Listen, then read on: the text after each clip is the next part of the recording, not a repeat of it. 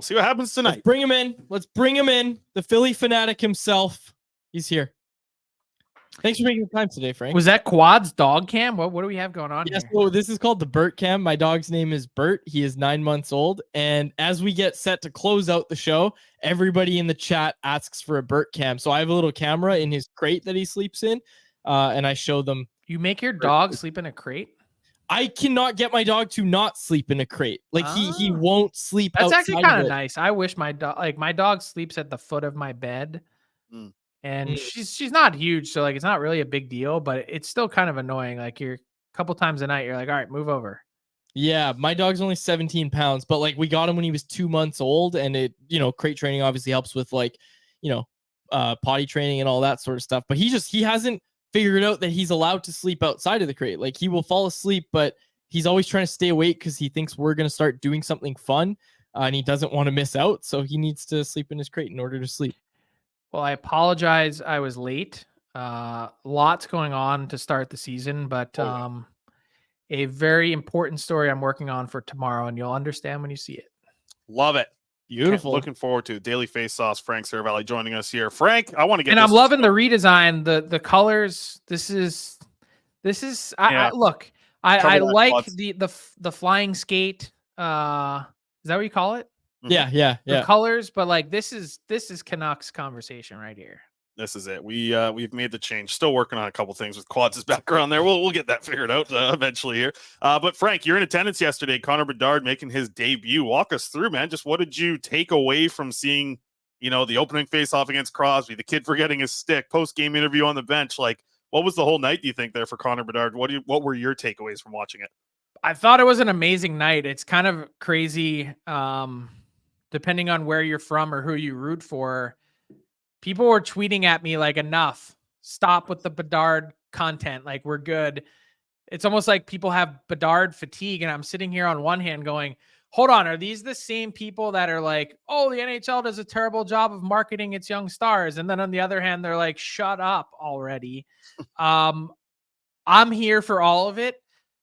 And it's really because I'm a believer in what he is. Like, this is not to pick on anyone, but this is not Alexis Lafreniere or Nail Yakupov, or pick another guy that's of recent that was kind of, build up that ends up being someone that's just okay.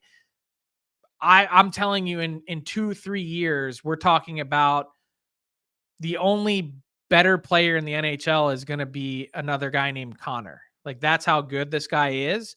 And don't take it from me, like just take it from his teammates. I talked to Taylor Hall after the game, and he was just saying how nervous he was. He goes, this is my first game as a Blackhawk. I feel like I'm underprepared. I had my first kid 2 days ago.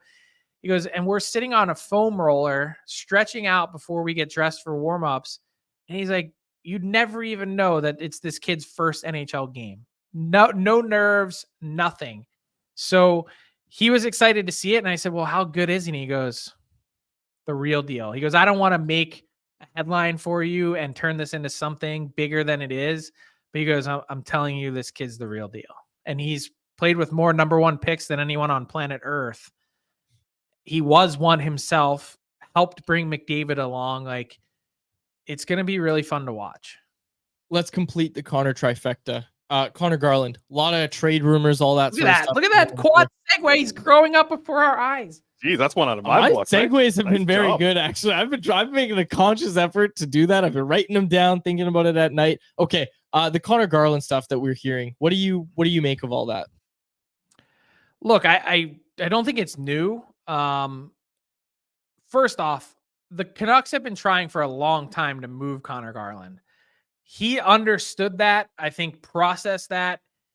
And not only was he obviously on board for it, but rooting for it to happen, and has made it clear that he feels like his best opportunity to get back to the player he thinks he can be is not in Vancouver. So the problem is I don't see any viable solution in the near term. The only way to really dig yourself out of this with the term remaining on his deal is to go out and have an incredible start to the season and maybe open a door that way. Short of that, even teams that have cap space, like I canvassed some of them in the last, few days, with this Garland information saying like, do you like him? And they're like, yeah, like I don't mind him, but what's the price? Like, meaning, are they going to pay? And then the other thing is, it's the last year of the deal that teams are like, man, it's so far out there, even with the cap increasing, like we don't know what our team's going to look like. We don't want to overcommit to that I think makes it a lot harder to do. Do you think we're going to see a kind of correction on the winger market when the cap eventually goes up, which we're expecting to happen next year? Like, we've seen wingers become so devalued in recent years. Are we going to see a correction on that, do you think? Probably not, because I think teams have figured out that one of the easiest ways to get yourself into trouble on your cap is to overcommit to a winger that isn't a play driver. And there's only so few wingers in the league that actually drive play.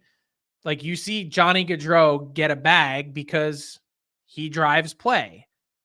There's maybe like 7 of them, 10 of, like, whatever the number is.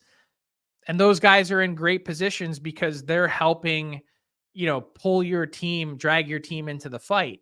The list is way longer of guys that are nice complementary pieces that get paid a ton of money because they put up points, but when push comes to shove, don't really bring the goods to the table that actually make your team better. And so that, I think, has been part of the correction. There's such a premium on centers. There's such a premium on defensemen. We're seeing it change the market dramatically in the last calendar year on goaltenders. Things do shift over time, but I don't see that one going away. Frank, saw you tweeting about this the other day with the Columbus Blue Jackets. I mean, looking at their defense core, I see a little bit of everything. I see some older guys and they're kind of moving into their 30s, some left shot guys, some right shot guys. I also just see a lot of guys making over $2 million throughout up and down their lineup. They got over $32 million just committed to defensemen on their lineup. Are the Canucks involved in here at all? Because we see the defense core here in Vancouver. We're wondering if they even have 6 healthy guys ready to go for tonight's game. And obviously some question marks about Quinn Hughes and his partner. Right now it looks like Philip Hronek is going to be playing with Quinn Hughes, which is... By the way, how interesting was that quote from Quinn Hughes about Hronek in the last day or two? Mm-hmm. That he's never played with a guy this good in Van. Yeah, I think that quote means a lot to what the future, I think, is of Quinn Hughes' partner here, as long as they see that. So that's my question here. I guess we were looking at Columbus and thinking, like, is Pete going to be the guy who's going to play with Quinn Hughes moving forward? If the Canucks are going to go with this Hughes-Hronek pairing, do you think there might be some interest now to look out on the market, especially if Carson Soucy, who was week to week a couple days ago, he also skated today and is now a game-time decision for tonight. So what do you think the Canucks are doing here? Are they involved at all with the Columbus Blue Jackets and moving forward defensemen? I don't have any sense that they are, and that's not to say that it couldn't happen. I think the Blue Jackets have been on a fact-finding mission. You asked about Peak. They've also entertained Boqvist. They know there's really not much of a market for him. Everyone could kind of see that one of those guys would end up having to be a healthy scratch. It appears he's going to be that to start the year. And by the way, Kent Johnson, surprisingly enough, is too in Columbus up front. Then there was the question of like, hey, what about Jake Bean? I think the answer is like all of the above. Those are guys that Columbus would like to move. They're trying to find the one that has the most value on the market, whoever that ends up being. And sometimes, as you guys know, in Vancouver, the beauty is in the eye of the beholder. Like, one group, one scouting staff, one front office may really like a guy that some other front offices are down on, that it only takes one. So I think the plan for Columbus is to continue to grind to try and create some roster flexibility. I personally don't think Carson Soucy is terribly far away. If he doesn't play in game 1, I'd be surprised if it's game 4 and he's not back in the lineup. But we'll see. Wanted to follow up with a couple of your hot takes from your 32 Takes article. Vancouver Canucks fans, I think, were really enjoying what you were saying, Frank. You got Thatcher Demco was one to win the Vezina, and your stone cold bet as well about the Canucks being over 88.5 on the points for the end of the season. Let's start with Demko. What gives you thought to believe that he's a guy who could win the Vezina this season? Supremely talented, healthy, Healthy is the biggest thing for me. Hmm. You know, you even look at his numbers. Like, look at last year, then listen to him on Frankly Speaking with me when I was out in Van. He mentioned that he almost completely tore the groin and required surgery. That thing, I think, was hurt from like preseason workouts with Ian Clark before last year even started. So he was not good from the first drop of the puck. And obviously it got worse to the point where he tried to grind through, to his credit, and couldn't, and had to take himself out because it's just no good anymore. And it's tough for the team to see it get to that point. It's tough for the team in the standings with the way that play sort of resulted in what was a poor start for the season. But this year, and the way that he finished last year, he entered this summer and this longer term, the last couple months, it was a long summer, for the first time having the ability to game plan and be healthy and be proactive on the training front as opposed to reactive and rehabbing. So that, I think, makes a big difference. And I also think the Vezina is wide open this year. Like, goaltending in general is the most fickle position in pro sports. You don't know what you're getting year to year, even with some of the very best in the league. So you've got your usual suspects: Hellebuck, now that he's re-signed, Sorokin, Saros, Shesterkin, Vasilevsky's probably going to miss too much time, but why can't it be Thatcher Demko? Like, tell me why he isn't in that category of goalie, and I'll try and prove you wrong every time.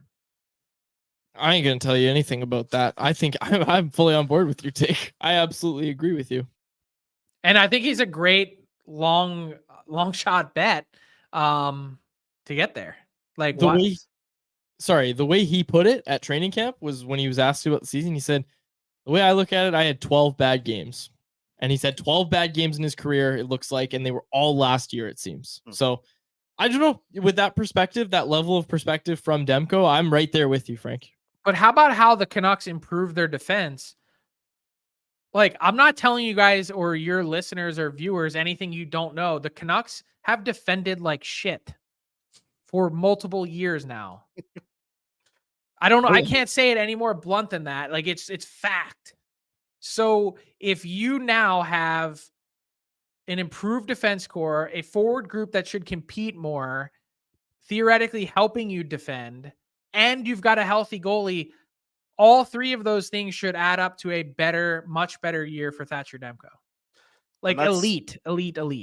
And that's what I was going to ask. Like, if there was one big takeaway for you to have your other lock that you had in your article there about 88.5 points, it feels like that's the answer, though, right? Like, that is the big change. The coaching staff, the defense core, everything feels like it's a shift from being a run and gun offense who, yeah, they can be at times, right? Like, Elias Pettersson's going to get his, JT Miller's going to get his, but it was about the times when that's not clicking that the team had nothing to rely upon. How different is it from this year? Is that the thing that you're banking on? Like, you're all aboard the Canucks to the playoffs train, Frank. You've been on it for weeks now, it feels like. Because I'm a believer. I mean, I'm not pandering to your market. Like, I don't really care who wins or loses. This job is stressful enough. Could you imagine if that actually was something that meant something to me? I just look at it objectively, cleanly, coldly. I think this defense is better than it's being given credit for. I think it's vastly, like, you've changed out basically half of your unit. That's a big deal. Hronek for the full season now. You saw what Quinn Hughes said. Like, that's a full. He should give you 45 points. His career average is 42 over 82. Like, that plus, Quinn Hughes takes another step, and up front, Pettersson takes another step, and I think there's untapped potential here, that this team that has done it in fits and spurts and has looked really good when it doesn't matter. And I think part of the last few years that's been most frustrating is sort of the way they've closed out seasons, when no one really cares whether you win or lose, and it's only damaging your draft pick. That time still told me that there's something here. So now's the time to show it. Okay, we're going to close out with you here, Frank. But before we do, we were trying to set the over on where the Canucks would finish in the standings on the penalty kill. I said they got to be 19th to make the playoffs. I think they have to be 19th after being, one of the worst we've ever seen. Where do you think they finish on the penalty kill? Huh.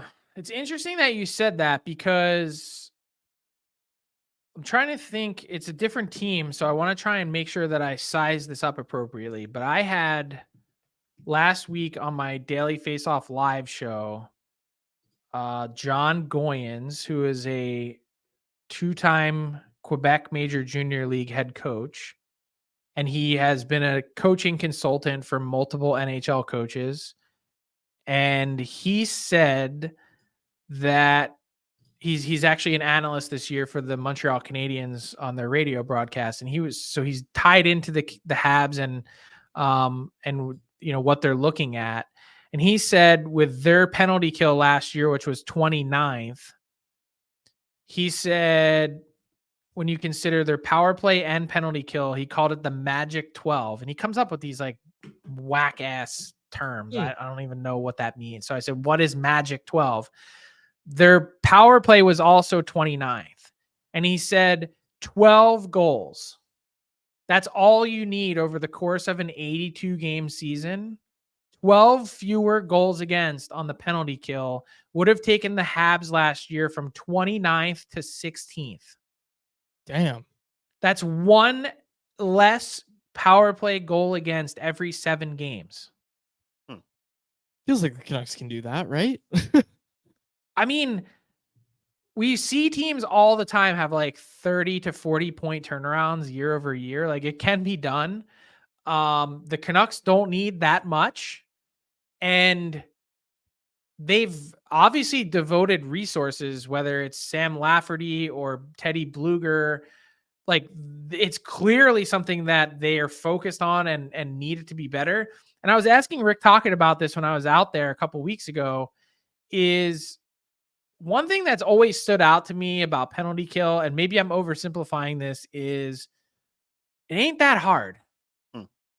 The only thing really required is hard work and diligence.